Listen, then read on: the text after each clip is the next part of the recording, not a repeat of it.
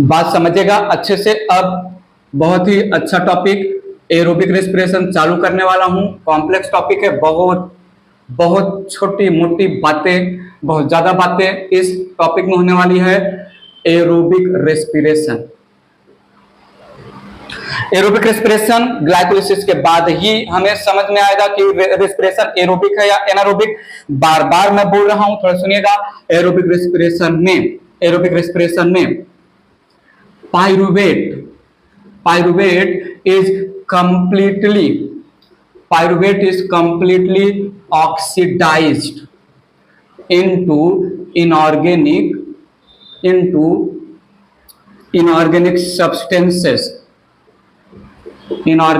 substances, that is CO2 and H2O, releasing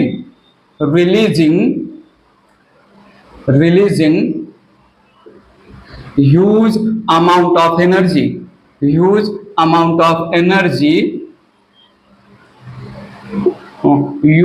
in synthesis of ATP molecules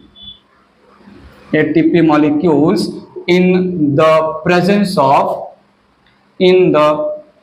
of oxygen।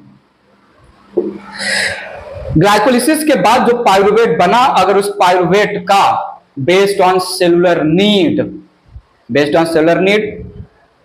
कुछ bacteria और east का cellular need था alcohol बनाना, वो बात कर लिया। Based on cellular need lactic acid, bacteria lactic acid बनाता, वो बात कर लिया। अब बेस्ड ऑन सेलुलर नीड एक तीसरा सेट ऑफ पाइरुविक एसिड है, जहां पर पाइरुविक एसिड कंप्लीटली ऑक्सीडाइज होगा वाटर और कार्बन डाइऑक्साइड में, और हमें मिलेगा ह्यूज अमाउंट ऑफ एनर्जी या ह्यूज अमाउंट ऑफ एटीपी, जो है बहुत सारा एटीपी का मॉलिक्यूल, ठीक है, ऑक्सीजन के प्रेजेंस में। यहां पर भी मैं लास्ट में बोलूंगा, एरोबिक रेस्पिरेशन में भी हमें नो डाउट एनारोबिक रेस्पिरेशन के कंपेयर में ज्यादा एनर्जी या एटीपी के मॉलिक्यूल मिलेंगे, बट एरोबिक रेस्पिरेशन का भी एफिशिएंसी 40 to 50% होता है। हम बताएंगे ग्लूकोज के पास जो एनर्जी है, वो ग्लूकोज का एनर्जी बैक्टीरिया या ईस्ट या लैक्टिक एसिड बैक्टीरिया उस ग्लूकोज के एनर्जी का केवल 7% एनर्जी ही गेन करते हैं, बाकी aerobic organism 40 to 50% energy gain करते हैं। एफिशिएंसी के नाम पर हम आगे बताएंगे। यहां पर ध्यान दीजिएगा प्लीज। यहां पर मैंने बोला aerobic respiration completes in 2 main parts। दो पार्ट्स में, दो प्रोसेस में हम एरोबिक रेस्पिरेशन कंप्लीट करेंगे। दोनों बहुत इंपॉर्टेंट है। पहला है जो है removal of all hydrogens of pyruvic acid, removal of all hydrogens of pyruvic acid, leaving या releasing 3 कार्बन डाइऑक्साइड। एक पाइरुविक एसिड के पास, ये एक पाइरुविक एसिड के लैंग्वेज में है, एक पाइरुविक एसिड के पास जितना हाइड्रोजन होगा उन सारे हाइड्रोजन को एक एक करके हम निकालेंगे, और जो मैं बोल रहा हूं एनर्जी ऑक्सीडेटिव फॉस्फोराइलेशन एक प्रोसेस आएगा जिसमें सबसे ज्यादा एटीपी बनेगा। वहां पर एक्चुअली हाइड्रोजन ही, मैं बताऊंगा हाइड्रोजन कैसे जो है काम कर रहा है, हाइड्रोजन का इतना इंपॉर्टेंस क्यों है, आगे बताएंगे। पहले स्टेप में पाइरुविक एसिड के पास जितना भी हाइड्रोजन है, सारे हाइड्रोजन को निकाला जाएगा, सारे हाइड्रोजन को दिया जाएगा कोएंजाइम NAD और FAD को। Coenzyme NAD, nicotinamide adenine dinucleotide, hydrogen जो मैंने निकाला पाइरुविक एसिड को तोड़ के एक्सेप्ट करके कन्वर्ट हो जाएगा रिड्यूस्ड कंपाउंड NADH2 में, और पाइरुविक एसिड को तोड़ के जो मैं हाइड्रोजन्स निकाला, उसमें कुछ हाइड्रोजन्स को मैं दूंगा फ्लेविन एडेनिन डाइन्यूक्लियोटाइड FAD को, और वो भी रिड्यूस्ड हो जाएगा FADH2 में। इस NADH2 और FADH2 का आगे बहुत अच्छा खासा रोल आएगा। बिल्कुल थोड़ा सुनिएगा, ये जो मैंने बोला removal of all hydrogen of pyruvic acid step to step mention कर लेते हैं यहां पर, step to step, step to step, living जो है या रिलीजिंग 3 कार्बन डाइऑक्साइड। इस पहले वाले प्रोसेस को 2 पार्ट्स में कंप्लीट करेंगे। यहां पर पहला होगा formation of acetyl coenzyme A from pyruvic acid.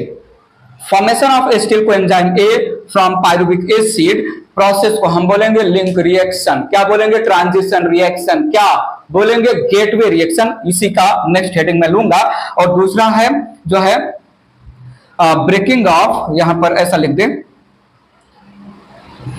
Complete breaking of acetyl coenzyme A, basically केवल एसिटिल आता है, मैं बताऊंगा, बाय क्रेब्स साइकिल। क्या बोला, बाय क्रेब्स साइकिल, या इसी को हम बोलते हैं TCA साइकिल। फुल फॉर्म यहां पर नहीं लिख रहा हूं, आगे लिख दूंगा, ट्राई कार्बोक्सिलिक एसिड साइकिल। तो एरोबिक रेस्पिरेशन में पायरुविक एसिड के हाइड्रोजन को स्टेप टू स्टेप निकालते जाएंगे। जितना भी हाइड्रोजन है पायरुविक एसिड के पास, पायरुविक एसिड से सारा हाइड्रोजन निकाल लेंगे। पायरुविक एसिड के पास बचेगा केवल और केवल कार्बन और ऑक्सीजन, जिसको कार्बन डाइऑक्साइड के फॉर्म में फेंक दिया जाएगा बाहर एटमॉस्फेयर में।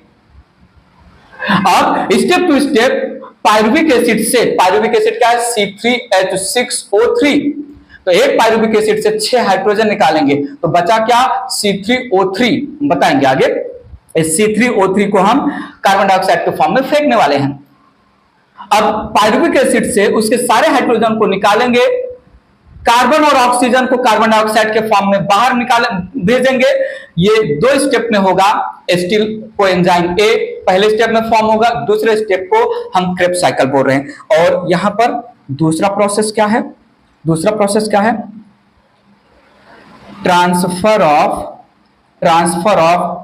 या passing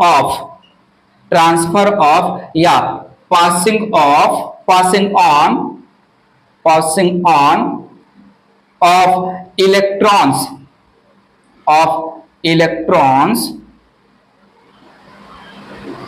electrons obtained in the form of hydrogen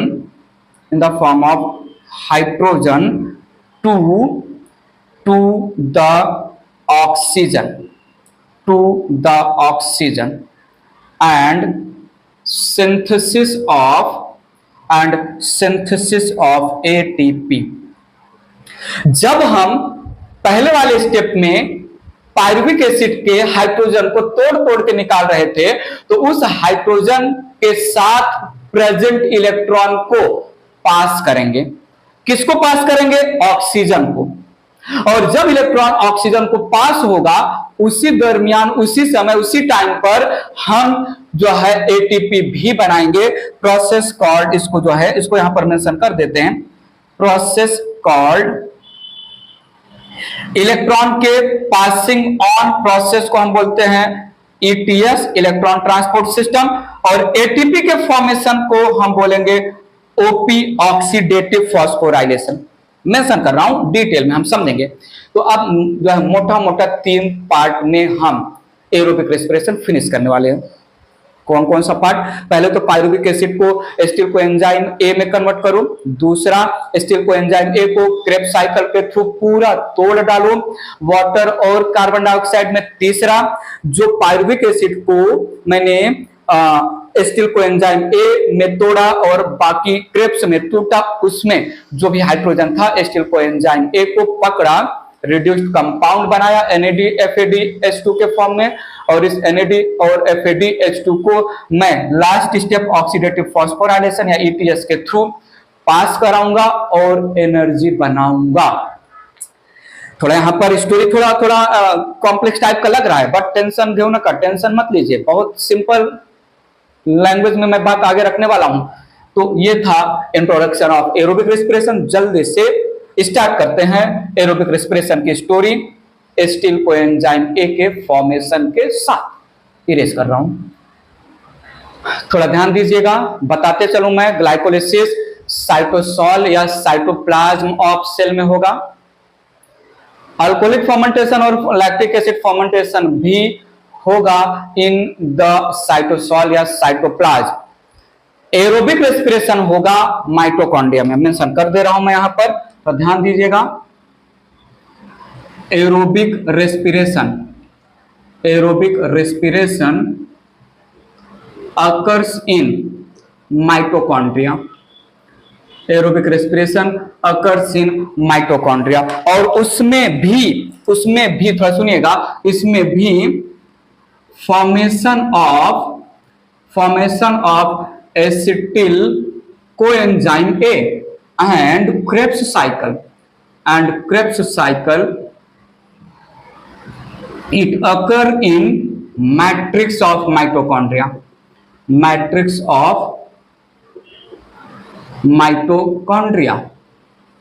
ठीक है। और जो मैंने बोला ETS या oxidative phosphorylation, it occurs on या over inner mitochondrial membrane. Inner membrane, simple सी बात, इनर मेम्ब्रेन ऑफ माइटोकॉन्ड्रिया।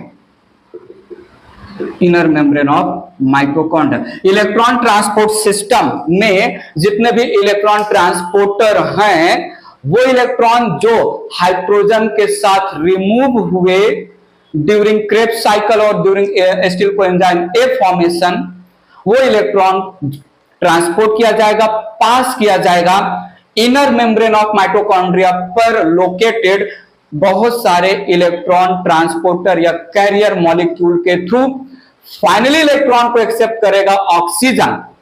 तो ETS के लिए मुझे चाहिए इलेक्ट्रॉन कैरियर मॉलिक्यूल जो प्रेजेंट होते हैं इनर मेम्ब्रेन पर, इसलिए ये वाला स्टेप होगा इनर मेम्ब्रेन पर। ठीक है, तो ये बात रख दिया मैंने, कहां पर होगा एरोबिक रेस्पिरेशन, माइटोकॉन्ड्रिया में।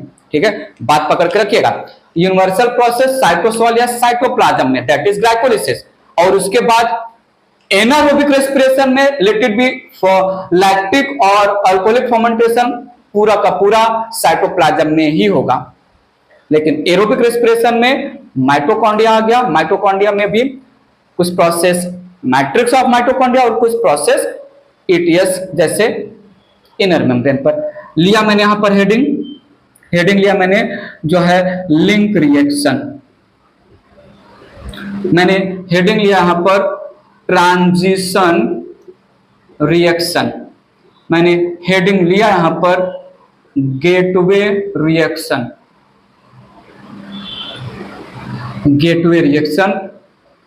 Very first process of aerobic respiration समझिएगा। यहां पर अगर मैं कंसीडर करूं ये एक सेल है, ध्यान दीजिए यहां पर, अगर मैं कंसीडर करूं ये एक सेल है, यूकैरियोटिक सेल है, सेल में ये साइटोप्लाज्म हो गया, सेल के अंदर साइटोप्लाज्म है, और साइटोप्लाज्म में मैंने माना यहां कहीं माइटोकॉन्ड्रिया है, ये यहां कहीं माइटोकॉन्ड्रिया है,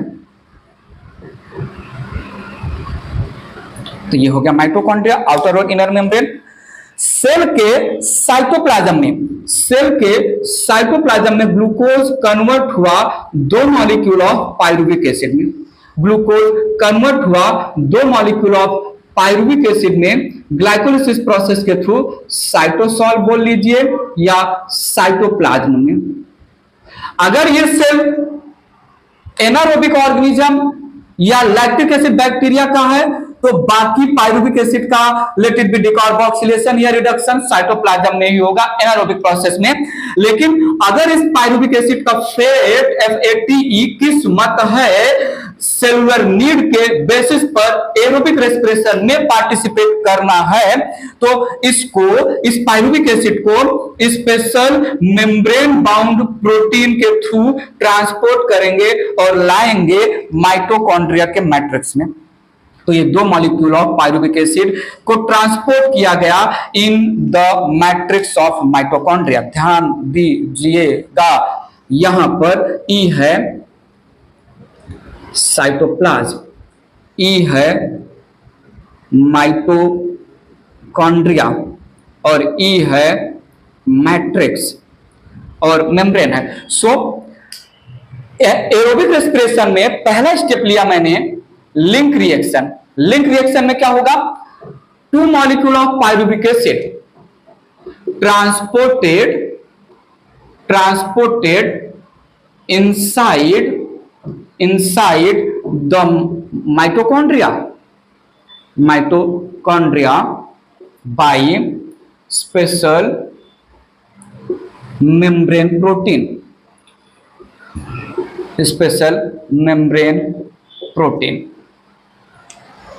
फिर सुनिएगा, इन माइटोकॉन्ड्रिया in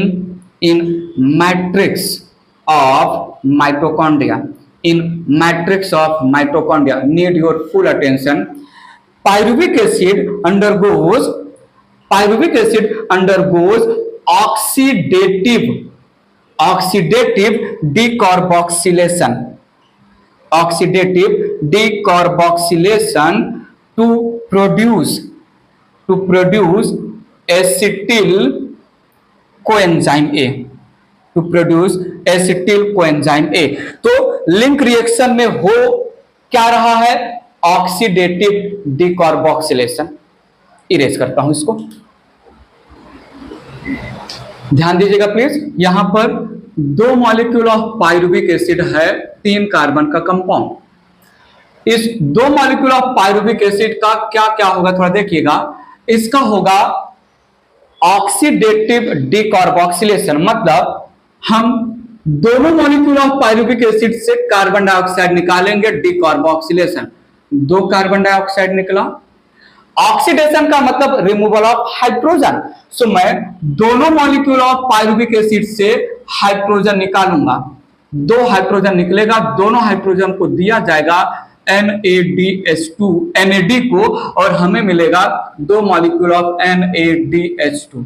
साथ में सल्फर कंटेनिंग कंपाउंड नाम है कोएंजाइम ए, नाम है यहां पर coenzyme A, sulphur containing enzyme coenzyme A, ये कोएंजाइम है, नाम ही है coenzyme A, sulphur containing compound है। इसको भी ऐड करेंगे, सो पायरुविक एसिड का मैंने किया डिहाइड्रोजिनेशन से जो हाइड्रोजन निकला उसको मैंने NADH2 के फॉर्म में कैप्चर कर लिया। पायरुविक एसिड का किया मैंने डिकार्बोक्सिलेशन, और जो बनेगा डिहाइड्रोजिनेशन और डिकार्बोक्सिलेशन और पायरुविक एसिड से जो बना वो कंबाइन होगा, क्या बनेगा, एसिटिल बनेगा। अनस्टेबल एसिटिल या एसीटेट भी बोलते हैं, अनस्टेबल एसिटिल या एसिटिल फ्रैक्शन मिलेगा, और ये acetyl will react with get combined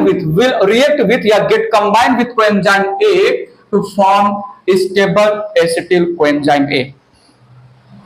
ठीक है, so pyruvic acid undergo dehydrogenation decarboxylation, the product produced get combined with coenzyme A results in formation of acetyl coenzyme A। Pyruvic acid के एक molecule के पास 3 carbon, 2 molecule है, दोनों molecule से 2 carbon dioxide निकाला, product मिला एसिटिल कोएंजाइम ए। बताइए कितने कार्बन का होगा, 2 कार्बन का। ठीक है, याद रखिएगा, 3 कार्बन कन्वर्टेड इनटू 2 कार्बन। जो हमने बोला था एरोबिक रेस्पिरेशन में मैं हाइड्रोजन को निकालूंगा, 2 हाइड्रोजन को निकाल दिया, ठीक है, और कार्बन डाइऑक्साइड, 2 कार्बन डाइऑक्साइड भी निकला। एक मॉलिक्यूल्स के लैंग्वेज में 1 कार्बन डाइऑक्साइड लेके चलेंगे। अगर एक पायरुविक एसिड लिंक रिएक्शन में जा रहा है तो 1 कार्बन डाइऑक्साइड निकलेगा। मैं अच्छे से कनेक्ट करूंगा स्टोरी को। आप 1 के लैंग्वेज में ले चलेंगे तो 1 कार्बन डाइऑक्साइड, जैसे अभी थोड़ी देर पहले मैंने बोला एरोबिक रेस्पिरेशन में क्या होगा, कंप्लीट रिमूवल या removal of all hydrogen step to step, all hydrogen step to step. मेरे पास दो पायरुविक एसिड है, C3H6O3। एक पायरुविक एसिड के पास 6 हाइड्रोजन, 2 पायरुविक एसिड के पास 12 हाइड्रोजन, एक पायरुविक एसिड के पास 3 कार्बन, 2 पायरुविक एसिड के पास 6 कार्बन। ठीक है, तो अगर एक पायरुविक एसिड के लैंग्वेज में बात किया जाए तो हमने 1 कार्बन डाइऑक्साइड निकाला, लेकिन हमें तो ग्लाइकोलिसिस के पास, तो ऐसे में एक पायरुविक एसिड के लैंग्वेज में 1 कार्बन डाइऑक्साइड अभी निकाला, 2 कार्बन डाइऑक्साइड मैं क्रेब्स साइकिल में निकाल के दिखाऊंगा, टोटल 3 कार्बन डाइऑक्साइड में बोला था थोड़ी देर पहले। 2 पायरुविक एसिड के लैंग्वेज में 6 कार्बन डाइऑक्साइड निकलेगा, समझ के रखिएगा। हमें मिला एसिटिल कोएंजाइम ए। यहां पर जो अच्छा मेंशन कर देते हैं, प्रोसेस का नाम है यहां पर ऑक्सीडेटिव डिकार्बोक्सिलेशन। नीड और फुल अटेंशन। एंजाइम का नाम है पायरुविक एसिड डिहाइड्रोजिनेज। ऑक्सीडेशन का मतलब भी होता है डिहाइड्रोजिनेशन। तो पायरुविक एसिड डिहाइड्रोजिनेज ने किया डिहाइड्रोजिनेशन या ऑक्सीडेशन ऑफ पायरुविक एसिड, साथ में किया डिकार्बोक्सिलेशन, मिला अनस्टेबल एसिडिल कोएंजाइम ए के साथ जुड़ के स्टेबल एसिटिल कोएंजाइम ए बन गया। ये ऑक्सीडेटिव डिकार्बोक्सिलेज एक कॉम्प्लेक्स एंजाइम है। Pyruvic acid dehydrogenase complex enzyme है, बात पकड़िएगा। इस एंजाइम के पास इस कॉम्प्लेक्स एंजाइम के पास 3 एंजाइम है और कुछ फैक्टर्स भी हैं, बात देखिएगा प्लीज। यहां पर 3 एंजाइम्स में पहला एंजाइम तो डिहाइड्रोजिनेज ही हो गया। दूसरा एंजाइम डिकार्बोक्सिलेज, जो डिकार्बोक्सिलेशन परफॉर्म कर रहा है और एसिटिल बन रहा है, तो एक एंजाइम है यहां पर ट्रांस एसिटाइलेज। ठीक है, ट्रांस एसिटाइलेज का एग्जैक्ट फंक्शन यहां पर कैसे क्या हो रहा है केमिस्ट्री के लैंग्वेज में नहीं बता रहा हूं, बट एसिटिल बना तो ट्रांस एसिटाइलेज होगा ही। और कोफैक्टर्स के नाम पर है यहां पर मैग्नीशियम आयन है, यहां पर NAD, ठीक है। और थोड़ा सुनिए, NAD या NAD प्लस मेंशन करते हैं। एक है लिपोइक एसिड है यहां पर, और यहां पर एक और फैक्टर है TPP, thiamine THIA, thiamine pyrophosphate, TPP thiamine pyrophosphate, ठीक है। और बस इतना ही फिलहाल 4 आ रहा है। लिपोइक एसिड La से रिप्रेजेंट करते हैं और TPP। 5 को फैक्टर है मैग्नीशियम NAD प्लस, ठीक है। तो ये मैग्नीशियम डिपेंड है, NAD जो और कोएंजाइम ए भी तो है, कोएंजाइम ए ये भी इस स्टोरी में पार्टिसिपेट कर रहा है। तो 5 को फैक्टर, ठीक है, ऑर्गेनिक कंपाउंड होते हैं कोफैक्टर, ठीक है। और 3 एंजाइम, पूरा जो है ये पूरा सब कुछ मिला के pyruvic acid dehydrogenase complex enzyme का नाम देते हैं। और ये एंजाइम ने किया लिंक रिएक्शन। लिंक रिएक्शन क्यों बोल रहे हैं अब मैं बता रहा हूं, थोड़ा सुनिएगा। ये जो पायरुविक एसिड है, ये जो अच्छा ये रिएक्शन हो गया, ठीक है, आगे मेंशन कर देते हैं। Pyruvic acid converted into acetyl coenzyme A में। पायरुविक एसिड ये है प्रोडक्ट ऑफ ग्लाइकोलिसिस। थोड़ा सुनिएगा, ग्लूकोज को ब्रेक किया ग्लाइकोलिसिस प्रोसेस के थ्रू, ठीक है। ग्लाइकोलिसिस प्रोसेस के थ्रू ग्लूकोज ब्रेक हुआ पायरुविक एसिड में। पायरुविक एसिड का हमने जो है फर्दर डिहाइड्रोजनेशन डिकार्बोक्सिलेशन किया, बना जो है एसिटिल कोएंजाइम ए। अब ये acetyl coenzyme A Krebs cycle में पार्टिसिपेट करेगा। कहां पर पार्टिसिपेट करेगा? Krebs cycle. So this conversion of pyruvic acid into acetyl coenzyme A, this whole story from one side connected with glycolysis, from other side connected with Krebs cycle. So conversion of pyruvic acid into acetyl coenzyme A connecting, किसको connect कर रहा है? Glycolysis और Krebs cycle को। तो दोनों के बीच का लिंक है, इसलिए इसको लिंक रिएक्शन या इसको हम ट्रांजिशन रिएक्शन या इसको हमने गेटवे रिएक्शन बोला, गेटवे रिएक्शन। पायरुविक एसिड जो है साइटोप्लाज्म में बनाया गया, ग्लाइकोलिसिस प्रोसेस के थ्रू ट्रांसपोर्ट किया गया स्पेशल कैरियर प्रोटीन के थ्रू इन द मैट्रिक्स। वैसे पायरुविक एसिड का जो है क्या अगला स्टोरी था होना था पायरुविक एसिड को क्रेब्स साइकिल में जाना था। Pyruvic acid direct Krebs cycle में नहीं जा सकता। पायरुविक एसिड एक शॉर्ट ट्रांजिशन प्रोसेस में गया, एक गेटवे प्रोसेस के थ्रू पायरुविक एसिड अपने आप को 2 कार्बन में एसिटिल कोएंजाइम में कन्वर्ट किया। सो पायरुविक एसिड का कन्वर्जन, ये जो लिंक रिएक्शन बोला जा रहा है, it connects, link reaction connects glycolysis and Krebs cycle, glycolysis and Krebs cycle. बात समझिएगा, इसलिए इसको लिंक रिएक्शन बोल रहे हैं या समझा रहा हूं, समझिएगा। Decarboxylation and dehydrogenation of pyruvic acid giving acetyl coenzyme ए, इस होल प्रोसेस को लिंक रिएक्शन बोल रहे हैं क्योंकि ये होल प्रोसेस पायरुविक एसिड के थ्रू कनेक्टेड है, ग्लाइकोलिसिस के थ्रू, और अपने प्रोडक्ट एसिटिल कोएंजाइम के थ्रू कनेक्टेड है, क्रेब्स साइकिल के थ्रू। अब यहां पर ध्यान दीजिएगा, सबस्ट्रेट लेवल फॉस्फोराइलेशन 0 हुआ है, ठीक है। और आगे मैं बताऊंगा ये जो 2 NADH2 है, ये 2 NADH2 जब ऑक्सीडेटिव फॉस्फोराइलेशन में पार्टिसिपेट करेगा तो कंडीशन डिपेंड ये 6 ATP बनाएगा या कंडीशन डिपेंड 4 ATP बनाएगा, ये ऑक्सीडेटिव फॉस्फोराइलेशन में आएगा, वहां पर मैं आपको समझाऊंगा। बिल यहां पर हाईलाइट करते हुए चलना चाहिए। 2 कार्बन डाइऑक्साइड रिलीज हुआ है, एक ग्लूकोज मॉलिक्यूल 6 का ऑक्सीजन के प्रेजेंस में रेस्पिरेशन, एरोबिक रेस्पिरेशन का इक्वेशन क्या है, C6H12O6 plus 6O2 plus 6H2O gives 6CO2। मैं 6CO2 का काउंटिंग करवाऊंगा, 2 CO2 तो निकल गया है, 4 CO2 आगे निकलेगा। लिंक रिएक्शन क्यों बोला, एक ट्रांजिशन फेज है जहां पर 3 कार्बन का कंपाउंड क्रेब्स साइकिल में इंटर करने से पहले उसको ट्रांजिट होना, उसको कन्वर्ट होना 2 कार्बन के कंपाउंड एसिटिल कोएंजाइम ए में। बात क्लियर है प्लीज, ठीक है। सो डिहाइड्रोजिनेज मैग्नीशियम डिपेंड है, ठीक है। अगर सिंपल डिहाइड्रोजिनेज एंजाइम होता तो जिंक पर डिपेंड होता, लेकिन कॉम्प्लेक्स के फॉर्म में जो है मैग्नीशियम डिपेंड कंसीडर होता है।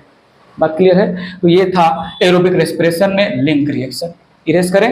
अब आते हैं बहुत बड़ा, छोटा, बहुत अच्छा सा क्रेब्स साइकिल की स्टोरी है, इरेज कर रहा हूं।